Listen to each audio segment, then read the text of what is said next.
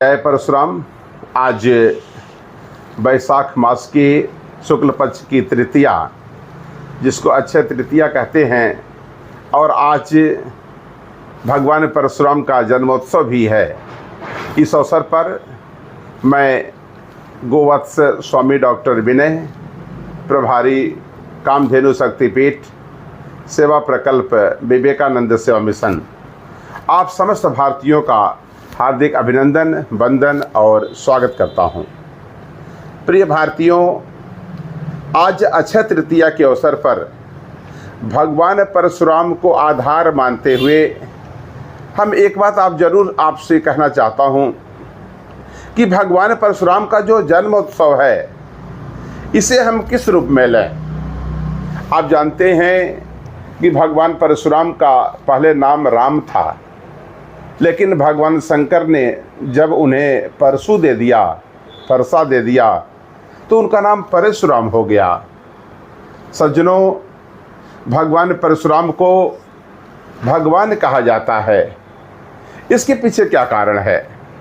अगर आप अपने धर्मशास्त्रों की तरफ जाएं तो आप पाएंगे कि भगवान राम जो 7वें अवतार थे, भगवान कृष्ण जो 8वें अवतार थे, इन सारे अवतारों को अगर ध्यान से देखें तो इन्होंने हम लोगों को एक बहुत अच्छा उदाहरण पेश किया कि किस तरह से आपका देश परम वैभव तक पहुंचेगा, किस तरह से आपका देश पुनः विश्व गुरु बन सकता है।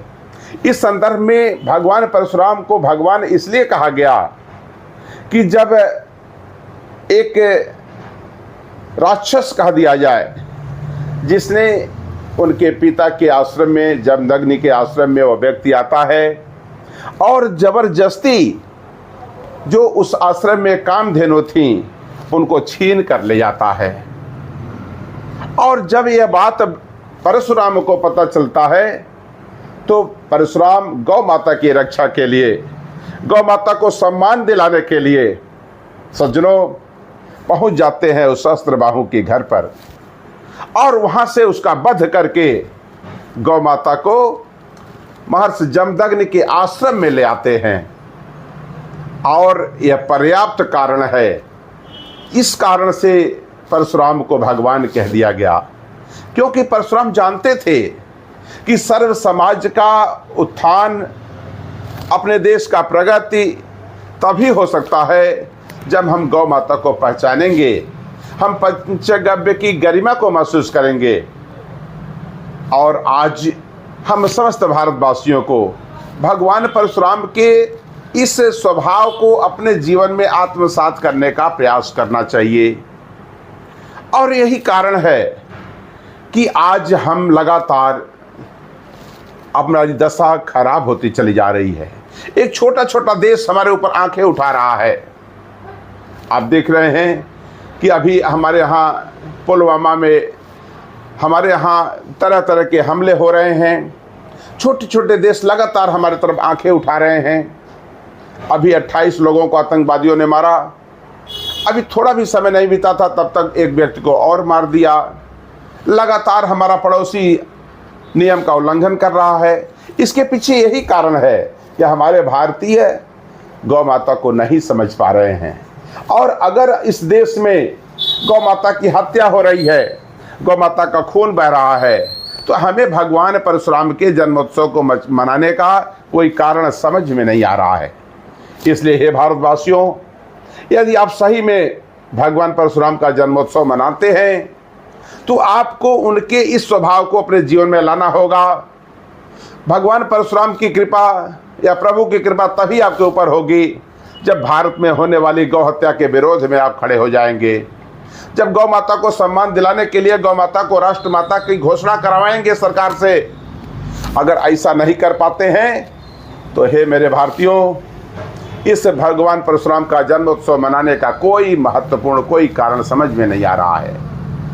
इसलिए आज अक्षय तृतीया के दिन भगवान परशुराम के जन्मोत्सव के अवसर पर हम समस्त भारतीयों से आग्रह करते हैं कि अगर आप गाय नहीं रख सकते, गाय की रक्षा नहीं कर सकते, गाय को रोज सेवा नहीं कर सकते, तो जो व्यक्ति गाय की सेवा कर रहा है, गाय की रक्षा कर रहा है, उस पंचगव्य के द्वारा बने हुए सामान का आप उपयोग करें, आप गोव्रती बन जाएं।